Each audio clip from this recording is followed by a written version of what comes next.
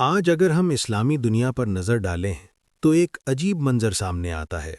کروڑوں مسلمان، وسائل کی کمی نہیں، تاریخ عظیم، قرآن جیسی رہنمائی، پھر بھی کمزوری، انتشار اور بے یقینی۔ سوال پیدا ہوتا ہے، آخر مسئلہ کہاں ہے؟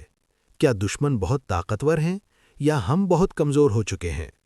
قرآن ہمیں ایک بنیادی اصول کی طرف متوجہ کرتا ہے۔ ولایت۔ ولایت ایک زندہ نظام۔ ولایت محض ایک لفظ نہیں، یہ ایک نظام ہے، سوچ کا نظام، تعلق کا نظام، قیادت کا نظام اور ذمہ داری کا نظام۔ جب ہم ولایت پر گفتگو کرتے ہیں تو دو بنیادی چیزیں ہمارے سامنے آتی ہیں: ولایت رکھنے والا فرد، ولایت رکھنے والا معاشرہ۔ ولایت رکھنے والا فرد کیسا ہوتا ہے؟ ولایت رکھنے والا فرد صرف نماز روزہ تک محدود نہیں رہتا، وہ اپنے ارد گرد کے حالات کو بھی سمجھتا ہے، وہ حق اور باطل میں فرق کرتا ہے اور اندھی تقلید کا شکار نہیں ہوتا۔ وہ جانتا ہے کون اسے کنٹرول کرنا چاہتا ہے، کون اس کی شناخت مٹانا چاہتا ہے، کون اسے صرف صارف بنانا چاہتا ہے۔ وہ ہر طاقت کے سامنے نہیں جھکتا، بلکہ صرف اللہ کے سامنے جھکتا ہے۔ آج کی دنیا اور فکری غلامی۔ آج مسلمانوں پر بم نہیں پہلے گرتے، آج پہلے خیالات پر حملہ ہوتا ہے، ثقافت پر حملہ ہوتا ہے، اخلاق پر حملہ ہوتا ہے، معاشرت پر حملہ ہوتا ہے۔ ہمیں یہ باور کرایا جاتا ہے کہ تم پسماندہ ہو، تمہارا دین پرانا ہے، تمہاری تہذیب بوجھ ہے۔ یہی فکری غلامی ہے۔ ولایت ہمیں اس غلامی سے نکالتی ہے۔ قرآن کا پیغام وابستگی نہیں، خود مختاری۔ قرآن ہمیں سکھاتا ہے کہ مسلمان دنیا سے کٹے نہیں، مگر دنیا میں ضم بھی نہ ہوں۔ تجارت کریں، سیکھیں، آگے بڑھیں، مگر اپنی روح بیچ کر نہیں، اپنے اصول چھوڑ کر نہیں۔ ولایت کا دوسرا ستون اتحاد۔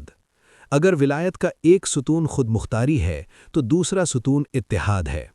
رسول اللہ صلی اللہ علیہ وسلم نے فرمایا، مومن ایک جسم کی مانند ہے، اگر جسم کا ایک حصہ زخمی ہو تو پورا جسم درد محسوس کرتا ہے۔ آج ہم دیکھتے ہیں فلسطین زخمی ہے، کشمیر زخمی ہے، یمن زخمی ہے، لیکن امت کا جسم بے حس ہو چکا ہے۔ یہ بے حسی ولایت کے کمزور ہونے کی علامت ہے۔ قرآن کی تصویر۔ قرآن کہتا ہے، مومن آپس میں نرم اور دشمن کے مقابل مضبوط ہوتے ہیں۔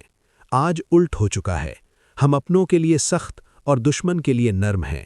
سوشل میڈیا پر لڑتے ہیں، مساجد میں جھگڑتے ہیں اور دشمن ہمیں تماشا سمجھ کر دیکھتا ہے۔ تصور کریں، 10 لوگ ایک برفانی پہاڑ پر چڑھ رہے ہیں، ہوا تیز ہے، راستہ تنگ ہے، نیچے موت ہے۔ اگر ایک آدمی پھسل جائے تو سب نیچے جا سکتے ہیں، اس لیے وہ رسیوں سے بندھے ہیں، ایک دوسرے کو آواز دیتے ہیں، ایک دوسرے کا بوجھ اٹھاتے ہیں۔